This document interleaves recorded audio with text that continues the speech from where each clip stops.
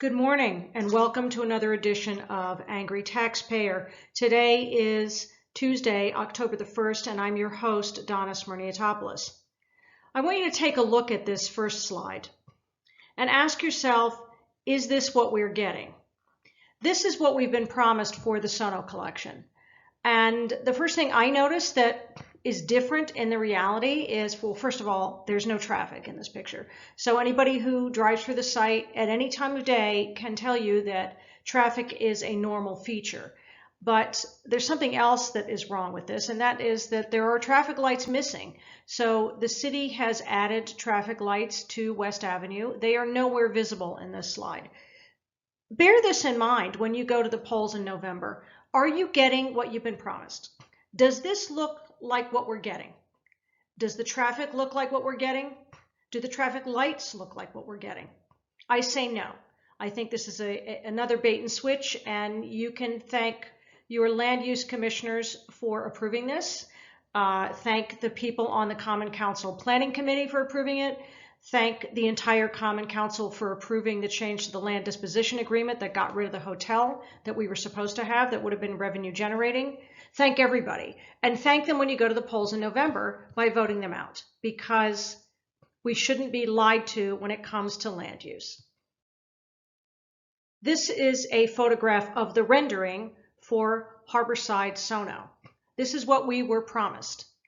I drive through this neighborhood every day, multiple times a day. So here are the things that are missing from the reality. First of all, this project is under construction. Second of all, the building is much closer to the street than it appears in this rendering.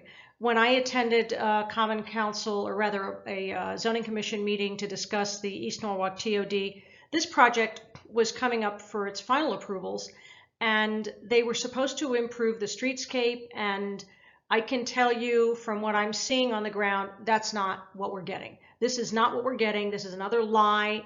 And I believe the lying begins with the applicant, but it's incumbent upon our planning commissioners and our zoning commissioners and our common council and our mayor to make sure that we're getting the truth, and that what is actually executed on these sites is what we see in the renderings. Very often this isn't the case, and I can tell you right now, this is not the case. You see a pedestrian walking on the sidewalk, throw some bicycles in there, because that's what's actually happening. There are bikes on the sidewalks. Why are there bikes on the sidewalks? Well, there's no enforcement, number one. And number two, I believe that many people on bicycles feel that the bike lanes are unsafe on Water Street. The other important thing that is missing from this photograph is flooding. We had street flooding yesterday. We had street flooding the day before on Water Street. When Day Street was elevated, the water that used to aggregate on Day Street began to pass down to Water Street, and the catch basins on Water Street are not doing their job. The flooding problems on Water Street have not been fixed. So this is a completely inaccurate rendering, another lie that we've been fed by our land use commissioners, our common council, and our mayor. The walk bridge. This is the rendering.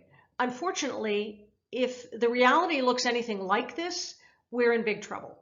But there's one problem with the rendering, and you can see it beneath the shade there, the IMAX Theater. The IMAX Theater will not be there. The IMAX Theater is scheduled to be demolished. We're going to be getting something completely different. The state is going to kick in $25 million. That's their gift to the Maritime Aquarium. And the city is going to cover the additional $13 million that will be required to replace the IMAX Theater with something more interactive, where you get splashed and your seats shake. Count me out. Not the kind of experience I want. I don't mind the big screen. I don't want something that immersive. We are still hoping, many of us, that this walk bridge project will be derailed, no pun intended. The state DOT appears to be committed to this in spite of the fact that the state of Connecticut is going bankrupt. So we shall see what happens. But in terms of a blight on the skyline, nothing defines that better than this visually. And this rendering does not even account for the traffic implications, the implications on Washington Street businesses, and all of East Norwalk is left out of this. So my apologies to East Norwalk, because you're getting the short end of the stick on this too. Now, when we're talking about planning and promises made and lies and promises not kept, we never stray very far from Mike Mushak.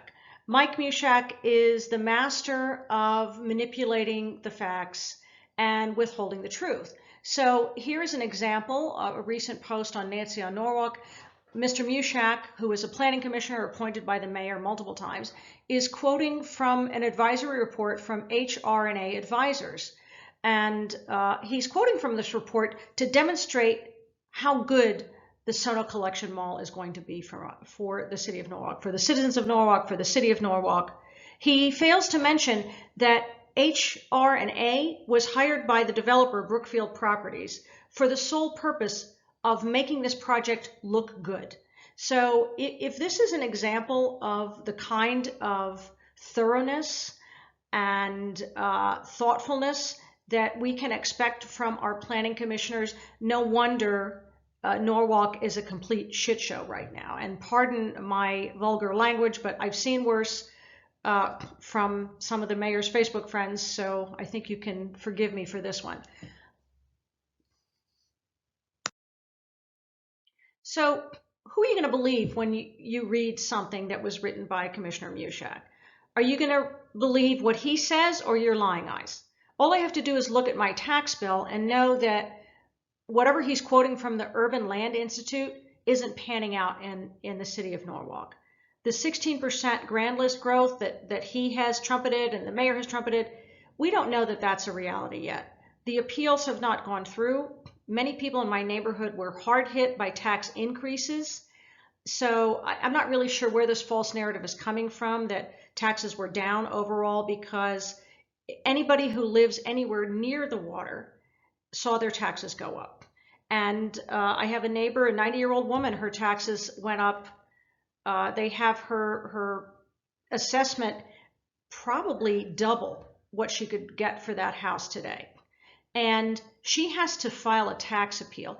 These are things that you will not see the mayor's favorite attack poodle talking about. And I think that we owe it to ourselves to, call BS on the BS and start fresh with someone new, someone better, someone who actually cares about the city and isn't just trying to push a big development agenda. Now, we've talked a lot about development, but we haven't really talked about keeping up with our crumbling infrastructure. This is a photograph that I took on Woodward Avenue. It is approximately the exact spot where candidate for mayor Harry Rilling conducted a press conference in 2013, highlighting the poor condition of the sidewalks and how this would negatively impact quality of life for children waiting for buses. And I see those children every day. Women pushing strollers, the handicapped. And he called this a real quality of life problem. This sidewalk is, I can't say it's exactly the way it was in 2013. It's worse because nothing has been done. And the mayor also said during that press conference that if these sidewalks were the responsibility of the homeowners, as Mike Mushak has claimed, that the city would step in and try and help those homeowners pay for the cost to improve the sidewalks. Now, I have my own hunch about what's going on Woodward. I believe that there are a lot of absentee landlords who could care less about their tenants. I think there are a lot of illegal apartments. And usually when there are illegal apartments, there are undocumented tenants who don't want to make any noise. So this is a part of the city that we neglect because we know, and when I say we, I mean the people of City Hall know that those people who are very likely to be undocumented will not dare to complain about the conditions of their sidewalks. There's no enforcement on the absentee landlords. People are allowed to live in dangerous conditions. And again, we have the current administration to thank for this. So while they're busy building container ship size and styled shopping malls, and they're building 6-story stick frame construction on Water Street, just a few paces down the road, this is what you can expect to find. I'd like to end this presentation with a brief overview of Washington Village and Soundview Landing. And this example illustrates the tale of two cities that we've spoken about in previous broadcasts. In image 1, which is in the lower right, you see the rendering of a portion of Soundview Landing. Image 2, which is the center image, is Washington Village, or rather Soundview Landing in progress. And image 3 is the original Washington Village. Most of Washington Village has been demolished at this point. What happened, though, the truth of the project is that the project's start time was delayed. The developers were anxious not to lose some of the funding that had been pulled together for this through the Choice Neighborhoods Program and Housing and Urban Development. So that was a $30 million funding piece that they were worried they were going to lose if they delayed construction. I doubt they would have lost it. They might have been forced to reapply, but it is doubtful that they would have lost that funding unless they were worried about having to reapply under a Trump administration. I suppose that's possible. These units are costing $600,000 a piece to create. That money is not going directly to the poor folk who live there.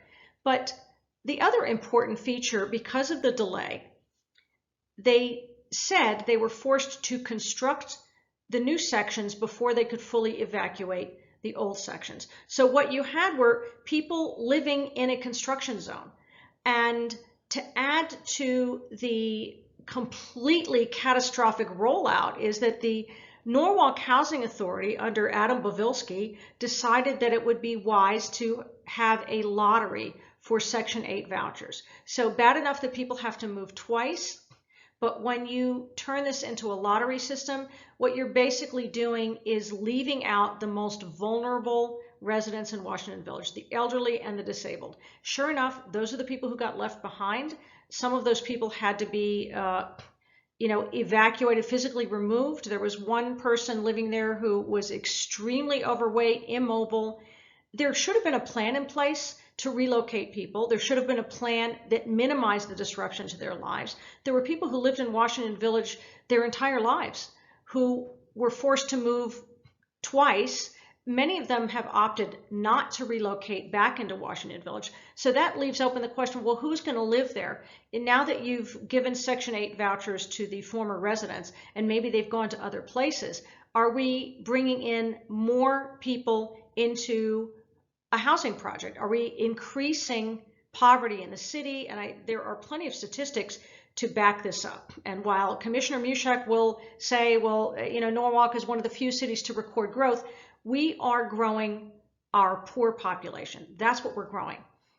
No disrespect to the poor, but in order for poor people to thrive, there has to be a tax base to support them. That tax base is eroding in the state of Connecticut and certainly eroding in the city of Norwalk. So when you go to the polls, and as you think about how you're going to vote, consider the lies in front of you. Ask yourself, is this what I was promised? Was I promised a traffic nightmare? No. Was I promised increased taxes? No. Was I promised that my quality of life was going to be negatively impacted and for some people ruined? No. You were promised very different things 6 years ago and 4 years ago and 2 years ago. And the only responsible thing to do when you go to the polls is to consider, are you better off now than you were then? And vote accordingly. I hope you have a great day, and I hope to see you again soon.